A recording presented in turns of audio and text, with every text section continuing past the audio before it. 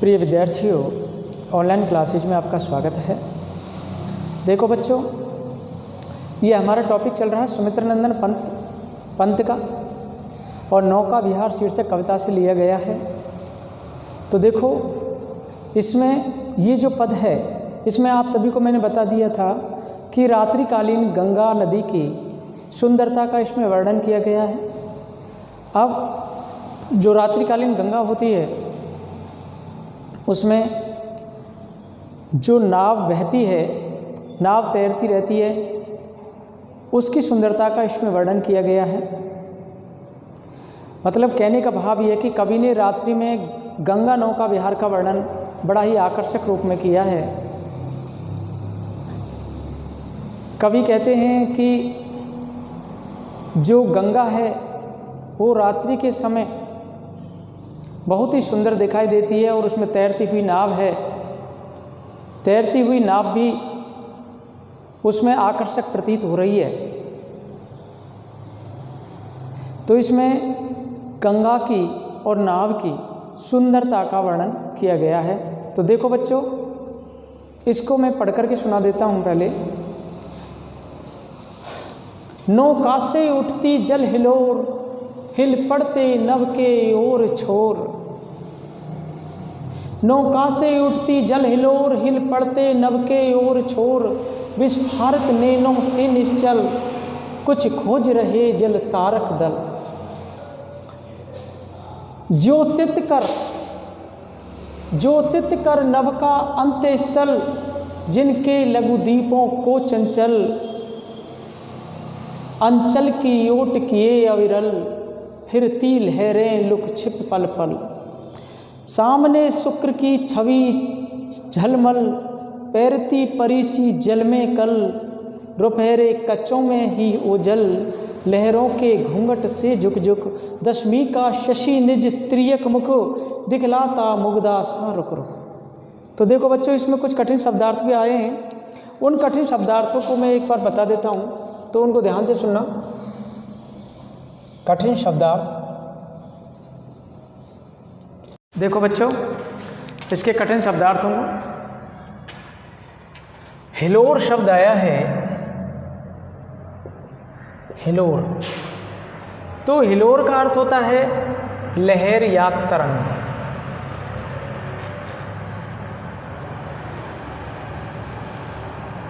नभ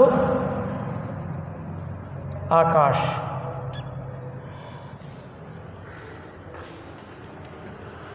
विस्फारित, विस्फारित का अर्थ होता है फैलाया गया।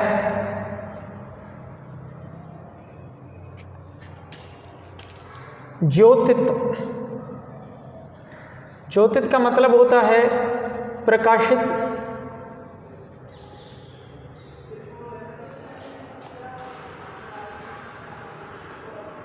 अविरल, अविरल का मतलब होता है निरंतर रूप से, निरंतर या लगातार। अविरल का मतलब निरंतर या लगातार। कच्च, कच्च का मतलब होता है बाल। क्या होता है? बाल। और त्रियक, त्रियक जो शब्द आया है, इसका मतलब होता है तिरछा। देखो बच्चों, ये इसके कठिन शब्दार्थ हैं। हिलोर, हिलोर कहते हैं लहर या तरंग को। नभ माने आकाश, विस्फारित कहते हैं फैलाया गया, और ज्योतित माने प्रकाशित। अविरल कहते हैं निरंतर या लगातार रूप से। कच्च माने बाल, और त्रियक माने तिरछा। तो देखो, अब हम इसको पढ़ करके सुना देते हैं।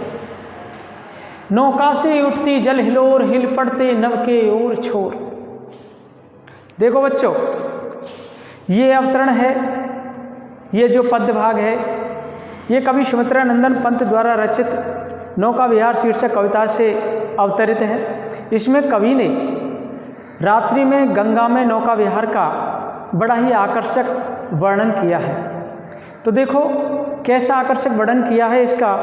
गंगा में जब व्यक्ति नौका विहार करता है, तो इसमें कवि सुमित्रानंदन पंत जी वर्णन करते हुए कहते हैं कि जब नाव के चलने से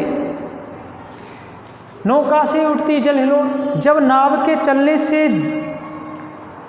जलधारा में हिलोरें उठती हैं, लहरें उठती हैं, तो ऐसा प्रतीत होता है जैसे कि आकाश के सभी कोने हिलने लगे हों।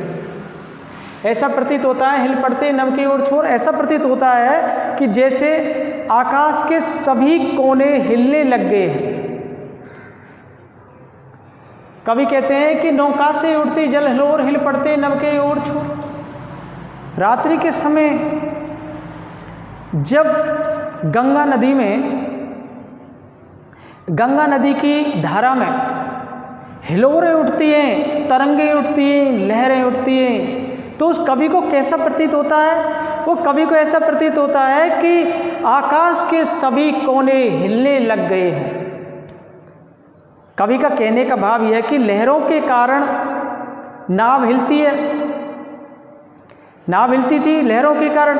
उसमें जो कवि उस नाव के अंदर सवार था, तो कवि को आकाश के हिल जाने का एक आभास सा होता था कि कहीं आकाश हिल रहा हो। विस्फारित नैनों से निश्चल कुछ खोज रहे चल तारक दल, ज्योतित कर नभ का अंत स्तर।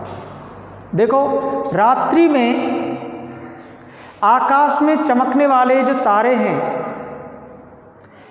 वे स्थिर और चंचल बन करके अपनी जो आंखें होती है, उन खुली हुई आंखों से ऐसा लगता है जैसे कि कुछ खोज रहे हैं, और अपनी चमक से ज्योतित कर नभ का अंत स्तर, और अपनी चमक से आकाश को आलोकित कर रहे थे। अपनी चमक से आकाश का जो मध्य भाग था उसे आलोकित कर रहे थे। जिनके लघु दीपों को चंचल अंचल की ऊट किए अविरल, फिरती लहरें लुक्षित पल। जिनके लघु दीपों को चंचल अंचल की ऊट किए हम, कवि कहते हैं कि उन तारे रूपी दीपों को, जो तारे हैं, वो तारे रूपी जो दीप है जो आकाश में दिखाई दे रहे हैं, उन तारे रूपी दीपों को अपने चंचल आंचल की ओट में, चंचल आंचल की ओट में निरंतर बनने वाली, टूटने वाले जो लहरें होती हैं, जो निरंतर रूप से जो लहरें बनती हैं, टूटती रहती हैं, वे क्षण क्षण परिवर्तित होती रहती हैं। वे प्रत्येक क्षण परिवर्तित होती रहती हैं। कवि कहते हैं कि उन तारे रूपी दीपों को अपने चंचल आंचल की ओट में, तारे रूपी जो दीपक है उनके जो उस गंगा नदी की चंचल आंचल है, उसकी ओट में जो लहरें हैं वो निरंतर रूप से बनती और टूटती रहती हैं। उन लहरों में हर क्षण, प्रत्येक क्षण परिवर्तित होती रहती हैं वे क्षण, जो लहरें हैं। कवि का कहने का तात्पर्य है कि उन तारे रूपी दीपों को अपने चंचल आंचल की ओट में निरंतर बनने वाली, टूटने वाली लहरें प्रत्येक क्षण परिवर्तित हो रही थी। सामने शुक्र की छवि झलमल तैरती परिसी जल में कल, रुपहरे कछुओं में ही योजन। कछुआ में बाल बताया था मैंने, शुक्र है, शुक्र ग्रह को बताया गया है। कवि पंत यह वर्णन करते हुए कहते हैं कि आकाश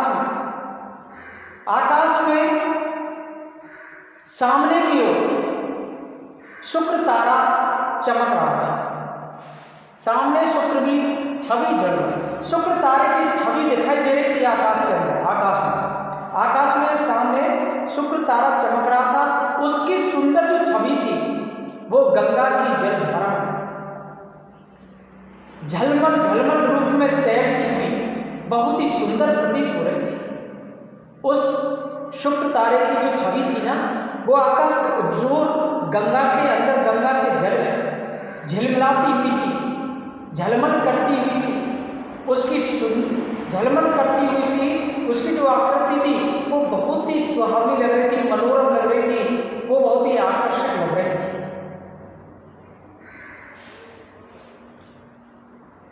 तैरती परी सी जल में कल रुपहरे कच्चों में ही उजल।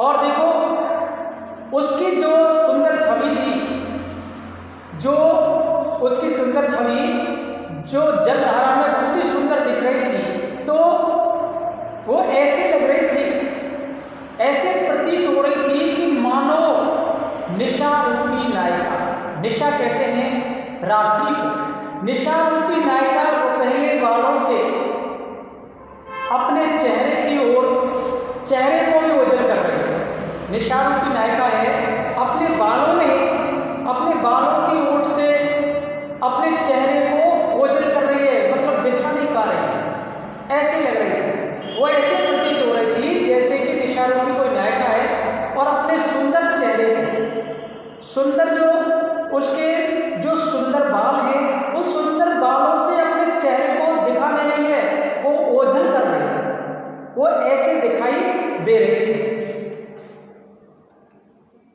लहरों के घूंघट से झुक झुक दसवीं का शशि निज त्रियक मुख दिखलाता मुग्धा सा। कवि कहते हैं दसवीं के घूंघट से झुक झुक, कवि क्या कहते हैं, कवि कहते हैं कि लहरों का जो घूंघट है उस गंगा ने धारण कर रखा है, उस गंगा ने लहरों का घूंघट धारण कर रखा था। और दसवीं के चंद्रमा रूपी जो मुख है, दसवीं का जो चंद्रमा रूपी मुख है, उस मुख को कुछ तिरछा करके वे ऐसे प्रदर्शित कर रही थी, उस मुख को तिरछा करके ऐसे प्रदर्शित कर रही थी कि मानो कोई मुग्धा नायिका, मुग्धा नायिका जैसे रुक रुक करके देख रही हो, दृष्टिपात कर रही हो। मुग्धा नायिका कहते हैं मोहित करने वाली, जो अपनी तरफ अट्रैक्टिव करती है, जो नायिका, सुंदर नायिका, वो होती है मुग्धा नायिका, मोहित करने वाली नायिका। तो कवि कहते हैं कि लहरों के घूंघट से झुक झुक दसवीं का शशि स्त्री दिखलाता मुग्धा सा। लहरों का घूंघट धारण कर रखा था उसने, किसने, गंगा ने, और दसवीं के चंद्रमा रूपी जो मुख था उसको तिरछा करके, दसवीं का जो, दसवीं का चंद्रमा होता है वो ऐसे दिखाई दे रहा है जैसे कि उसका मुख हो, तो दसवीं का चंद्रमा रूपी मुख को तिरछा करके वह इस प्रकार प्रदर्शित कर रही थी गंगा की मानो कोई मुग्धा नायिका, तिरछा करके। मुग्धा नायिका, जो मुग्धा नायिका होती है वो बहुत ही सरल स्वभाव की होती है। मुग्धा नायिका जैसे रुक रुक करके दृष्टिपात कर रही हो, रुक रुक करके देख रही हो, वह ऐसे लग रही थी।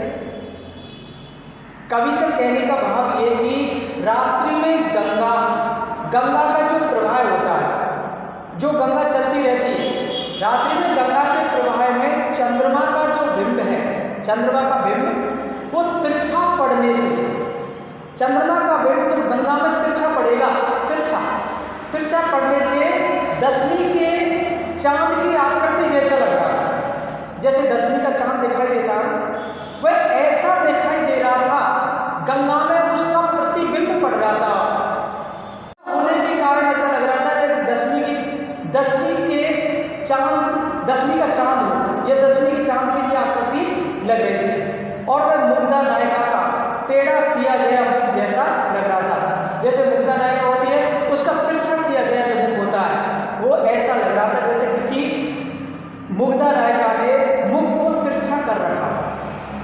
उसके अंदर उस रात्रिकालीन गंगा के अंदर वो चंद्रमा का बिंब ऐसा लग रहा था जैसे किसी मुग्धा नायिका ने अपने मुख को तिरछा कर रखा हो।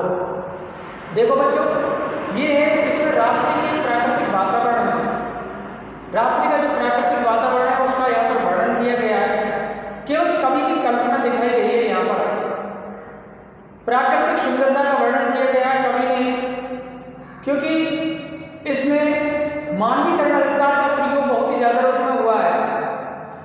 मानवीकरण अलंकार मतलब जिसको सजीव की उपमा दे देते हैं किसी, अब जैसे गंगा को नायिका की उपमा दे दी तो ये कौन सा हुआ, मानवीकरण अलंकार हुआ।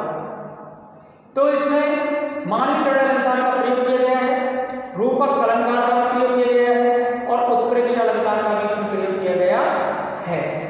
तो देखो बच्चों, इसमें ये जो पद है ये रात्रिकालीन गंगा के सुंदर मनोरम भव्य रूप का इसमें वर्णन किया गया है। धन्यवाद।